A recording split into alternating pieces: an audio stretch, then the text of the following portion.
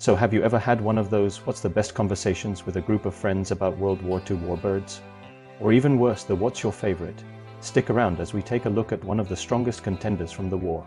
Hi everyone and welcome back to the Jaxom Talks channel. Let's dive into the incredible story of an aircraft that truly pushed the boundaries of what was thought possible during World War II. We're talking about the Havilland Mosquito, a plane affectionately known as the Wooden Wonder. Now, when you think of powerful, high-performance wartime aircraft, you probably have a picture in your head of gleaming metal skins and roaring engines. But what if I told you one of the most effective and versatile planes of the war was built almost entirely out of wood? Sounds a bit like something out of a fantasy novel, right? But the Mosquito was very real, and its story is absolutely fascinating. To understand the Mosquito, you need to go back to 1938. De Havilland, already famous for its elegant and fast civilian aircraft like the Comet Tracer, saw the writing on the wall. War was coming, and they had an idea for a bomber that would be so fast, it wouldn't need any defensive armament. No heavy machine guns, no gun turrets, just pure speed. The Air Ministry, however, wasn't so keen. Their doctrine was all about heavily armed, slow but steady bombers. De Havilland, led by the brilliant designer Geoffrey de Havilland, persisted. They saw the potential of using wood, a material that was abundant, easy to work with by skilled furniture makers and piano builders, and critically it was non-strategic, especially during a metal shortage. On the plus side, it also offered incredible strength-to-weight ratios and aerodynamic smoothness. The initial proposal was for a fast unarmed bomber, but they also pitched a fighter variant. Eventually, they got the green light for a prototype, primarily using their own investment money and with a sense of urgency that bypassed a lot of the usual bureaucracy. The first prototype, the de Havilland DH-98, flew on November 25, 1940, and it immediately impressed. It was fast, really fast. The construction of the Mosquito was revolutionary. It wasn't built like a typical aircraft.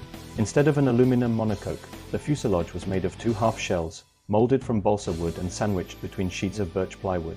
These two halves were then put together. This created an incredibly strong, lightweight, and aerodynamically clean structure. The sections of the plane were glued together using a newly developed adhesive, a synthetic urea formaldehyde such as Aerolite 303. This created a bond that was stronger than the timber itself and gave protection against mold and insects. Imagine that! A fighter bomber made largely by skilled woodworkers, not traditional aircraft engineers. This allowed production to be dispersed across many smaller workshops, including furniture factories, avoiding the risk of a single bombing raid wiping out production. It was a logistical masterpiece in itself. Powering this wooden marvel were two Rolls-Royce Merlin engines, the same legendary engines that powered the Spitfire and Hurricane. With these engines, the Mosquito could achieve speeds of over 400 miles per hour, often outrunning contemporary fighters from the early part of the war, especially at altitude. What made the Mosquito truly exceptional wasn't just its speed, but its incredible versatility. Initially conceived as a bomber, it quickly evolved into a multitude of roles, earning it the nickname the Jack of all trades of the RAF. The photo reconnaissance Mosquito. This was one of its earliest and most vital roles. Stripped of armament and packed with cameras, PR Mosquitoes flew dangerous solo missions deep into enemy territory. This allowed for the gathering of critical intelligence on troop movements, industrial targets, and V-weapon sites. They used speed, and at times low altitude, which made them incredibly difficult to intercept. The fighter-bomber Mosquito, combining the speed of a fighter with a decent bomb load. The FB variants were devastating. They could carry 4 20mm Hispano cannons, 4 303 machine guns, and up to 2,000 pounds of bombs. Imagine being a target that, after being hit by a plane that not only dropped bombs, but then turned around and strafed them with 20mm cannon fire all before enemy fighters could even scramble. Night Fighter Mosquito. Equipped with early radar systems, the NF Mosquito became a terror for Luftwaffe bombers. Its speed and maneuverability, combined with radar-guided attacks, made it an incredibly effective night interceptor, protecting British cities from bombing raids. Pathfinder Mosquito. These specialized bombers flew ahead of the main bomber streams, marking targets with flares, ensuring greater accuracy for the following heavy bombers. They were literally leading the way. Maritime strikes by the Tsetse.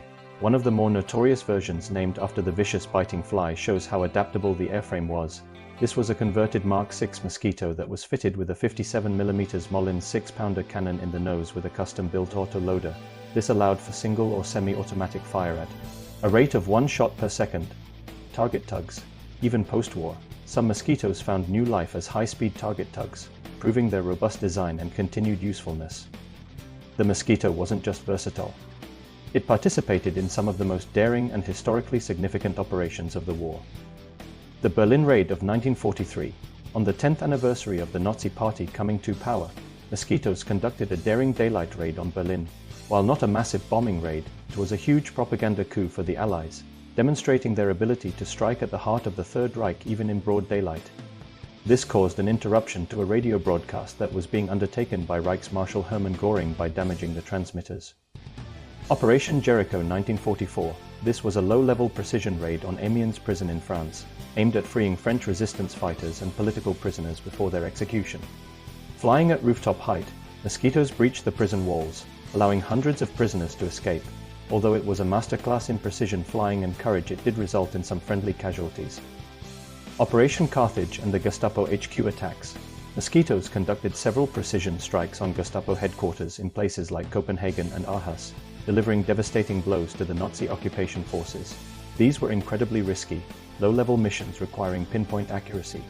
By the end of the war, over 7,700 Mosquitoes had been built in various configurations. It was a true testament to British ingenuity and de Havilland's forward-thinking design philosophy. It proved that sometimes, thinking outside the box, or in this case, thinking with wood instead of metal, can lead to revolutionary results. A study undertaken in 1944 calculated a loss rate for the Lancaster at 2.2% per sortie, while the Mosquito was 0.65%. This loss rate was one of the lowest of any operational airframes used by the Allied forces.